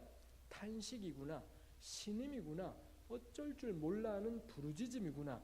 이렇게 우리가 생각해 볼 수 있겠다 싶습니다. 그러고 보면 저는 우리 교회에서 불려지는 찬송들은 너무 경배 일변도다 싶은 게 있습니다. 그래서 예레미야 같은 이런 고백은 이거 부르면 뻔할 겁니다. 이런 거 부르면은 부르고 나서 겁나 축 처져 버리고 우리 왜 이렇게 사는 거지?